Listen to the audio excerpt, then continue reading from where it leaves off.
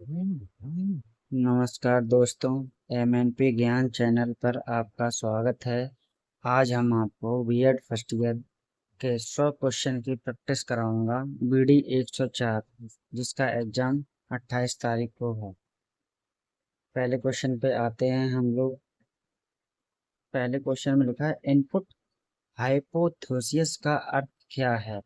तो पहला इसका आंसर है भाषा और भाषा अधिग्रहण के बारे में शिक्षार्थी के संपर्क में आने के बीच संबंध।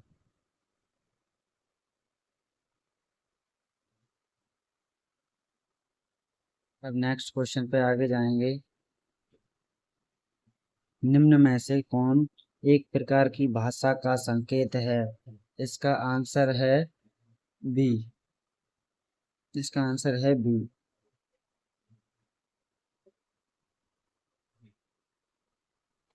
तीसरे क्वेश्चन पे जाएंगे।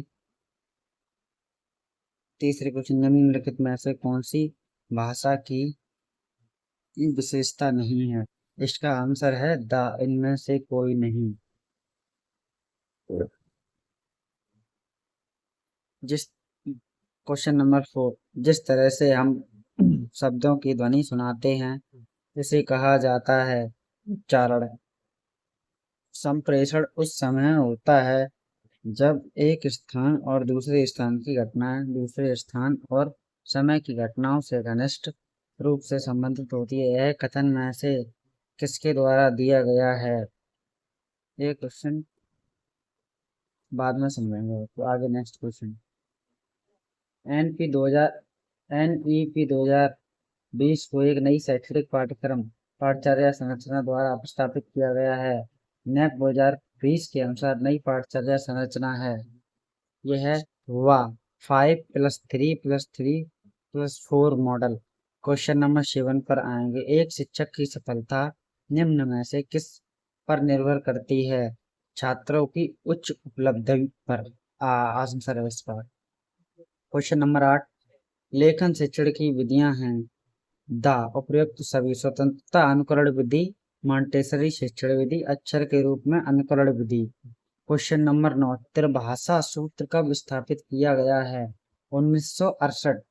वाह, ऑप्शन सही है। किसी विशिष्ट जानकारी को खोजने के लिए पढ़ने की कौन सी तकनीक का उपयोग किया जाता है। स्कैनिंग। दा सही है इसका। अंग्रेजी भाषा सीखने से जुड़ा एक मानसिक अवरोध। इसका पहला सही है आ। डिसलेक्सिया एक एक विकलांगता।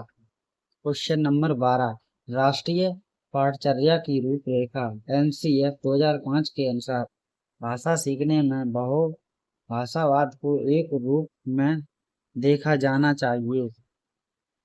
इसका आंसर है द। अंग्रेजी सीखने सिखाने में संसाधन।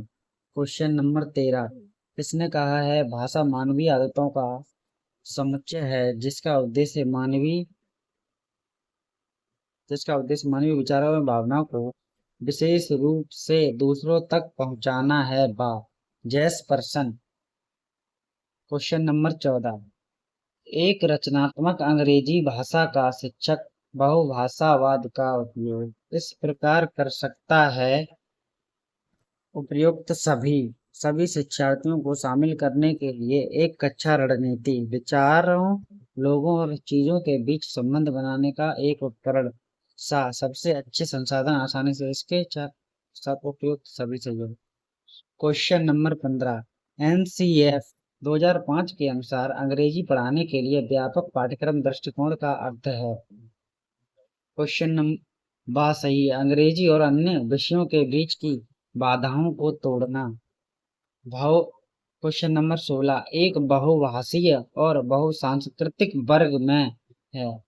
इसका आ सही है। बच्चों को उनकी स्थानीय भाषा मातृभाषा का उपयोग करने के साथ साथ दूसरी भाषा से परिचित कराना चाहिए। क्वेश्चन नंबर 17, खराब लिखावट से संबंधित लिखने की क्षमता में कमी किसका लक्षण है।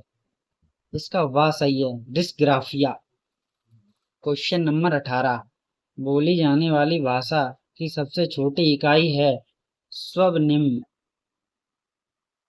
क्वेश्चन नंबर 19 संचार की प्रक्रिया में प्रत्येक चरण में हस्तक्षेप की संभावना होती है जो प्रक्रिया में बाधा उत्पन्न कर सकती है। इस तरह के हस्तक्षेप को के रूप में जाना जाता है, बाधा के रूप में जाना जाता है। सा आंसर इसका सही है। जबकि दो क्वेश्चन नंबर 20 जबकि दो शब्दों को अलग करने के लिए डैश का उपयोग किया जाता है, का उपयोग उन्हें एकजुट करने के लिए किया जाता है। इसका सा सही है हाइफन। क्वेश्चन नंबर 21 अपनी मातृभाषा सीखने वाले और दूसरी भाषा की समान भाषा सीखने वाले शिक्षार्थियों के बीच किस प्रकार की त्रुटियां आम हैं? सा विकास संबंधी। अशाब्दिक संचार के रूप में स्पर्शों का अध्ययन है। हैप्टिक्स। क्वेश्चन नंबर 23 निम्न में से भाषा की कौन सी विशेषता है? सा अ और बा दोनों। भाषा संचार का माध्यम है, भाषा विचारों की अभिव्यक्ति है। जब प्रेषक और प्राप्तकर्ताओं के बीच पृष्ठभूमि की समानता होती है, जैसे उम्र, भाषा, राष्ट्रीयता, धर्म, लिंग, तब इसे संदर्भ कहा जाता है। सामाजिक। निम्नलिखित में से कौन सा संचार चक्र का एक तत्व नहीं है? सा समय। किस प्रकार का फीडबैक विद्यार्थी के विकास को उसकी उपलब्धि के वर्तमान स्तर से समर्थन देता है? विशिष्ट प्रतिक्रिया। स्वयं की पहचान और हमारी ताकत और कमजोरियां, इच्छाओं और नापसंदों की पहचान करना। सही है इसका आत्म जागरूकता। क्रोध प्रबंधन कौशल के प्रबंधन के लिए एक उदाहरण है। सा भावनाओं। निम्नलिखित कौशल में मौखिक और गैर मौखिक पहलू सम्मिलित हैं। संचार। डेलर्स आयोग के अनुसार मनुष्य की भविष्य की प्रगति पर निर्भर करती है। शिक्षा। अंतर्राष्ट्रीय शिक्षा ब्यूरो जीवन कौशल को व्यक्तिगत प्रबंधन और कौशल के रूप में परिभाषित करता है। सामाजिक। क्वेश्चन नंबर 32 जीवन कौशल को बढ़ाने के लिए किस विधि का उपयोग नहीं किया जाना चाहिए? तनाव का। आत्मज्ञान का स्रोत है। उपयुक्त सभी। दूसरों से प्रतिक्रिया, आत्मधारणा, सामाजिक तुलना। स्वेट विश्लेषण में टी का अर्थ है धमकी। मौखिक कौशल, सामाजिक कौशल और शारीरिक की भाषा किस कौशल के महत्वपूर्ण पहलू हैं? पारस्परिक कौशल। किसने कहा है एक अन्य भाषा का होना दूसरी आत्मा को रखना है? चार्ली मैग्ने। क्वेश्चन नंबर 37 रचनात्मक और विनाशकारी क्रोध को निम्न में से किसके द्वारा अलग किया जा सकता है? क्रोध की अवधि और क्रोध की तीव्रता, क्रोध का लचीलापन। और सा। क्वेश्चन नंबर 38 आत्म जागरूकता का पहला स्तर है भेदभाव। क्वेश्चन नंबर 39 श्रोताओं के समूह के साथ संबंध स्थापित करने का सबसे तीव्र तरीका निम्न में से कौन सा है? आंखों से संपर्क स्थापित करना। निम्नलिखित में से कौन एक बाहरी कारक नहीं है जो संचार प्रक्रिया को प्रभावित करता है? समय। निम्नलिखित में से कौन मेटा संचार को संदर्भित करता है? और दोनों। अनैच्छिक शब्दों से परे। निम्नलिखित में से कौन एक ऐसी प्रक्रिया है जिसमें व्यक्ति किसी समस्या का मूल, असामान्य और उत्पादक समाधान तैयार करता है? क्वेश्चन सृजनात्मक सोच। क्वेश्चन नंबर 45 छोटे बच्चे अपनी प्रारंभिक अवस्था में पेन और पेंसिल को इधर उधर या ऊपर नीचे की स्थिति में ले जाना पसंद करते हैं। लिखने का यह तरीका स्क्रिबलिंग का है।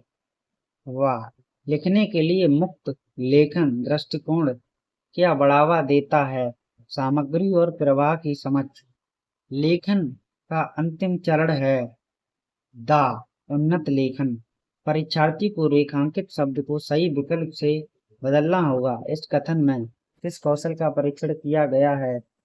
लिखना। कक्षा में पूर्व पठन गतिविधि है। उपयुक्त सभी शिक्षार्थियों को एक दूसरे से जोड़ना, शिक्षार्थियों को उस कहानी के बारे में जानने में सक्षम बनाना जिससे वे आगे बढ़ेंगे। शिक्षार्थी के पिछले ज्ञान को पढ़ने वाले पाठ में उसके द्वारा सीखी गई बातों से जोड़ें। लेखन प्रक्रिया। क्वेश्चन नंबर 48, लेखन प्रक्रिया की शुरुआत करते समय शिक्षक को निम्नलिखित में से किसका उपयोग नहीं करना चाहिए? इसका आंसर है बा, अंतिम मसौदे से पूर्व। Proof reading. लेआउट को समझना। किस स्तर की लेखन गतिविधि का उद्देश्य है? आ, पाठ्य स्तर पर लेखन।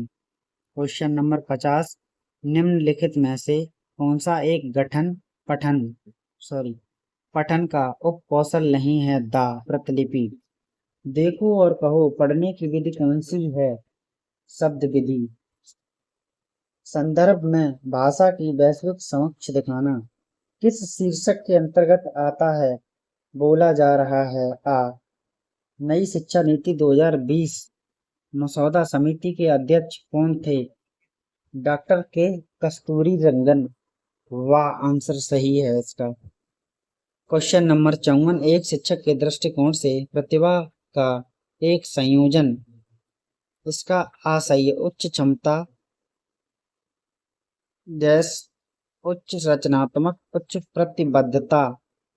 क्वेश्चन नंबर 55, निम्नलिखित में से कौन सी समस्या समाधान की वैज्ञानिक पद्धति में पहला कदम है? जागरूकता की समस्या। पाठ का सार निकालने के लिए पढ़ने की किस तकनीक का उपयोग किया जाता है? सिकमिंग। क्वेश्चन नंबर 57, भाषा सीखने के लिए अनुपूरक पाठ के रूप में लघु कथाओं और अन्य व्याख्यानों का संग्रह निर्धारित किया गया है। अनुपूरक पाठक का प्रमुख उद्देश्य क्या है? वह नैतिक शिक्षा को बढ़ावा देना। स्मृति स्तर और समझ स्तर के शिक्षण मॉडल के वाक्य विन्यास में निम्न में से कौन सा चरण प्रमुख है? प्रस्तुति। निम्नलिखित में से मूल शब्द से FIACS से कौन जुड़ा है? सिलेंडर। क्वेश्चन नंबर 60, भाषा कौशल सीखने का सही क्रम है? सही है इसका सुनना, फिर बोलना, पढ़ना, लिखना। क्वेश्चन नंबर 61, निम्न में से किसने अंग्रेजी को विदेशी भाषा के रूप में सीखने के लिए सुनने, बोलने, लिखने, पढ़ने के आदेश का प्रस्ताव रखा था? J.A. राइट ने। क्वेश्चन नंबर 62, सुनने, बोलने, पढ़ने और लिखने के अलावा भाषा के अन्य कौशल क्या हैं? इसका आंसर है चिंतन और तर्क। प्रारंभिक स्तर पर लिखने का उद्देश्य क्या है? इसका सही है मोटर कौशल का विकास। क्वेश्चन नंबर 64, निम्न में से दो उत्पादक कौशल क्या हैं? वह बोलना और लिखना संपूर्ण भाषा परिप्रेक्ष्य है। इसका सही है एकीकृत तरीके से भाषा कौशल का शिक्षण। निम्नलिखित में से कौन सा उपकरण रचनात्मक मूल्यांकन के लिए उपयुक्त नहीं लगता है? वह मानदंड संदर्भित परीक्षण। वह निम्नलिखित में से कौन सा सीखने के लिए आकलन के विचारों को उपयोग करता है? वह रचनात्मक आकलन। निम्नलिखित में से त्रिभाषा सूत्र की सलाह सर्वप्रथम किसके द्वारा दी गई? राष्ट्रीय शिक्षा नीति 1968 के तहत। क्वेश्चन नंबर 69, कक्षा कक्ष पाठचर्या का प्राथमिक अवयव निम्न में से कौन सा है? उपयुक्त सभी। पाठ्यक्रम, छात्र, शिक्षक। भाषा का मुख्य घटक है? उपयुक्त सभी। भाषा विज्ञान, व्याकरण, भाषा कौशल। निम्नलिखित में से भाषा अधिग्रहण के कितने स्तर हैं? 4 स्तर हैं। निर्जीव शिक्षक का अर्थ है निर्जीव कक्षा, संजीव शिक्षण का अर्थ है सजीव कक्षा। यह कथन निम्न में से किसका है? ये बाद में देखेंगे क्वेश्चन। अब जवाबदेही आकलन के स्तर हैं। द जिला स्तर, स्थानीय स्तर, राज्य स्तर। हाव क्वेश्चन नंबर 74 हाव भाव संप्रेषण का प्रकार है सांकेतिक संप्रेषण। क्वेश्चन नंबर 75 वर्ष 1885 में ने पठन पाठन के लिए वाक्य विधि को अपनाने का सुझाव निम्नलिखित में से किसने दिया? द फर्नहम ने। क्वेश्चन नंबर 76 किस प्रकार का पाठ्यक्रम प्रत्यक्ष निर्देश पर बल देता है? व्यवहार पाठ्यक्रम। व क्वेश्चन नंबर 77 निम्नलिखित में से शिक्षण सूत्र विधि किसकी है? कमेनियस व हर्बर्ट स्पेंसर की। क्वेश्चन नंबर 78 निम्नलिखित में से कौन लिखित अभिव्यक्ति का साधन नहीं है? वाद विवाद। किसने कहा है एक शिक्षक अनंत काल को प्रभावित करता है, वह कभी नहीं बता सकता कि उसका प्रभाव कहाँ रुकता है? आ हेनरी एडम्स। आत्म प्रकाशन मनुष्य की बहुत बड़ी आवश्यकता है, यह कथन निम्न में से किसका है? सर विलियम बेंटन का। क्वेश्चन नंबर 81 किस उम्र में एक बच्चा अपनी भाषा विकसित करता है? 1 वर्ष की उम्र में। आंसर है द सही। दूसरी भाषा शिक्षण में TVLT है। आंसर सही है द कार्य आधारित भाषा शिक्षण। निम्नलिखित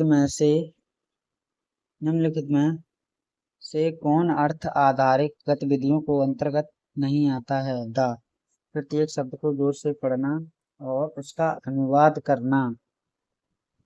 क्वेश्चन नंबर 84 कक्षा 1 में एक अंग्रेजी पाठ्य पुस्तक चित्रों, कविताओं और कहानियों से प्रारंभ होती है और अंत में अक्षर के साथ समाप्त होती है। भाषा शिक्षण में इस प्रकार की व्यवस्था निम्न में से किस उपागम को दर्शाती है? द पाठ्यक्रम दृष्टिकोण में भाषा। निम्न में से किस विधि को दूसरी भाषा के रूप में अंग्रेजी सिखाने की प्राकृतिक विधि के रूप में भी जाना जाता है? द प्रत्यक्ष प्रतिविधि। क्वेश्चन नंबर 86 निम्नलिखित में से कौन सा कथन भाषा के बारे में सही नहीं है? भाषा के बारे में सही नहीं है इसका है सही। सा क्वेश्चन सही है इसका। ये क्या हुआ? क्वेश्चन सही है इसका। अब नेक्स्ट क्वेश्चन पे जाएंगे। पाठ्यचर्या के विकास को प्रभावित करने वाले कहलाते हैं, सही विकल्प चुनें। इसका है इसका सही है। क्वेश्चन नंबर 88 भारतीय संविधान में अंग्रेजी को क्या स्तर दिया गया है? द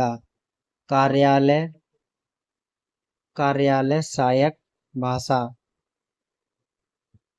क्वेश्चन नंबर 89 निम्नलिखित में से कौन सी संख्या फ्लैंडर्स प्रविधि के शिक्षक से संबंधित वर्गों की है?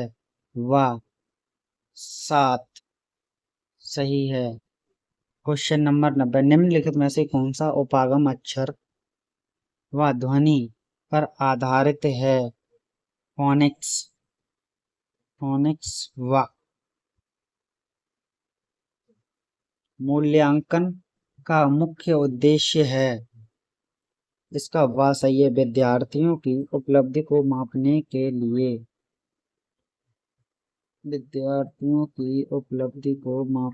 लिए। वह सही है।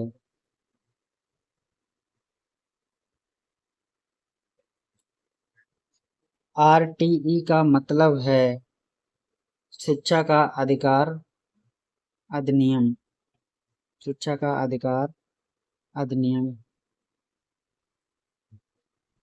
क्वेश्चन नंबर 93 जब युवा शिक्षार्थियों को उनकी वर्तनी और विराम चिन्हों के सुधार करना सिखाया जाता है तो वे करेंगे।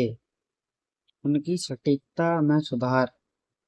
सा आमतौर पर यह माना जाता है कि एक भाषा शिक्षक कक्षा शिक्षण के दौरान की अवधि का उपयोग करता है। 2/3वां भाग।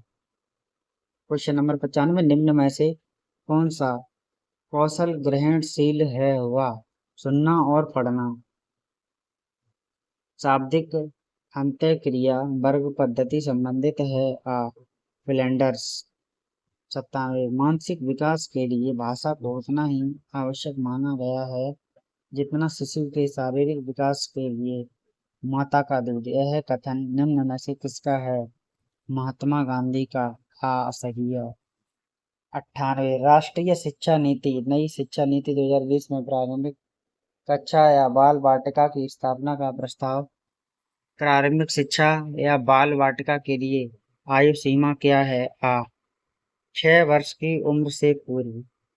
क्वेश्चन नंबर 99, प्रसिद्ध पुस्तक कोर्स द लिंग्विस्टिक जर्नल के लेखक निम्न में से कौन हैं?